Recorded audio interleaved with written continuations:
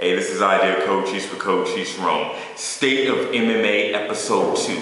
Every so often, I like to just take a step back from the weighing in the weight classes and talk about what's going on in MMA or what could happen. Now, if you didn't check out the first State of MMA that I had posted up, I was the first guy to say that Alistair Overeem would be in the UFC between December and January when he got cut from Strikeforce and cut from the Grand Prix. Before anyone else said anything about it, at least from my knowledge, and I looked on Iron Fortress Iron, I looked on Sherdog, MMA Leaker, MMA Core, no one said anything like that to my knowledge, but someone could have stated something similar to what I've said. You know, I got some notes here, and you know, UFC 136 is in the books, and Kenny Florian has tried and failed, unfortunately, for the third time to get UFC gold.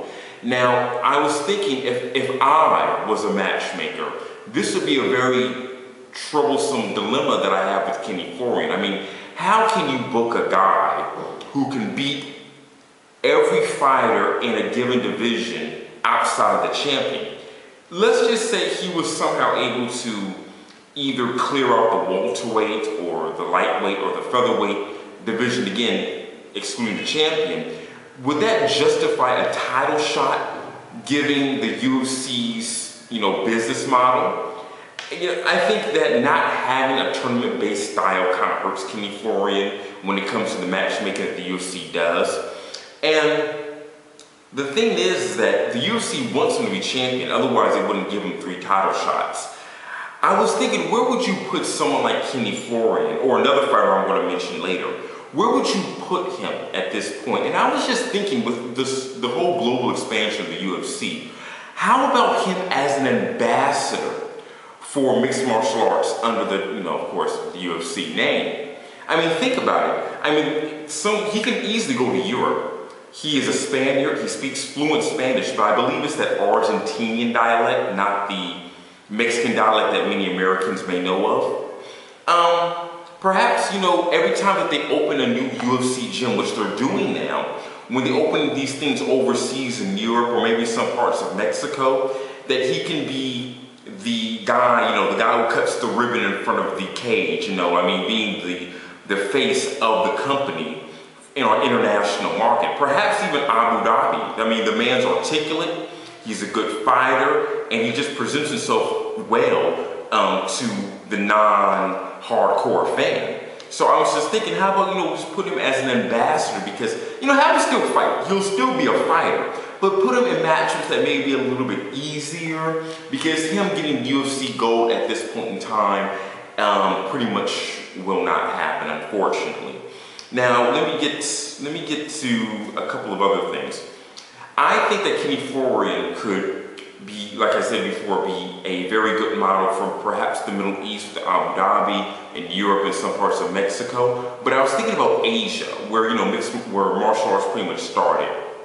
And the person who I would have to say be a great ambassador would probably have to be Takanori Gomi, who is, because of his legacy, he can't have any fights in the UFC, and he can't go to Dream because his stylistical poisons in Shinyaoki and Kitaoka are waiting there for him, and I believe they'll beat him 7 or 8 times out of 10.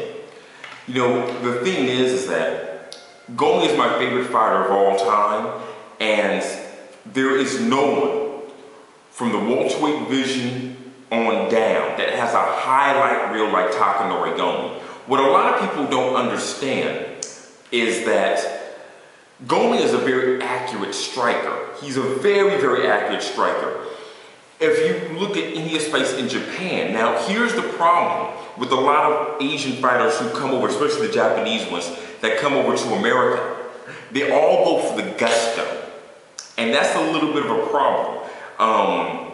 I'm sorry, I have to get back. They're all about knocking out an American in America. And that's why you see the fights that you saw with Kenny Florian and with Nate Diaz, where he's just throwing these wild bombs. From time to time in Pride and Shudo, Gomi did this. And I pretty much watched every single Gomi fight. He was always called a very accurate striker before coming to America. But he's trying to get these highlight reel finishes for some reason. And that's probably why Yushin Okami has done as well as he's done in America, because he doesn't fall under that trap. Now, if you don't believe me, Takanori Gomi, Shinya Aoki, Tetsuya Kawajiri, before having their first fights in the cage, because Gomi fought prior before, they all stated that training in the cage is irrelevant. I mean, that's downright stupid in this day and age. You know, they have a little bit of an arrogance to them. But, you know, when you think about the Asian market, you can't put Forrest Griffin's face on everything. Yes, he's a great, remarkable fighter. He's a big guy. He's a likable guy. And this can be same for someone like Brock Lesnar or whoever your favorite fighter may happen to be. I think that if you put a big American fighter in Asia to be an ambassador of MMA, that you have to remember these guys cut weight. And these guys are humongous. So a lot of locals are like, oh my God, the big American. Let me tell you something. I lived in Asia. I live in Asia right now. I know exactly what that's like. It's a completely different mentality because their bodies are just, you know, smaller. They'll think, oh, that's so cool on TV, but I would not do that myself. If you put Gomi in there, the guy's like 5'10", 5'11". You know, he's not the smallest guy, but he's not big. He's average for an Asian male. He'd be a great guy with all those knockout wins over both Asian fighters and non-Asian fighters. I mean, his highlight reel speaks for itself. So I think that, you know, with the article that I read on SureDog about Team Quest being in China now, I think that speaks volumes on the growth of MMA and the international level. I feel that someone like Gomi at this point in his career, because he's not taken a lot of damage he's never been knocked out, so in the shots that has landed on him has not done a lot of damage to him as far as his motor skills are concerned.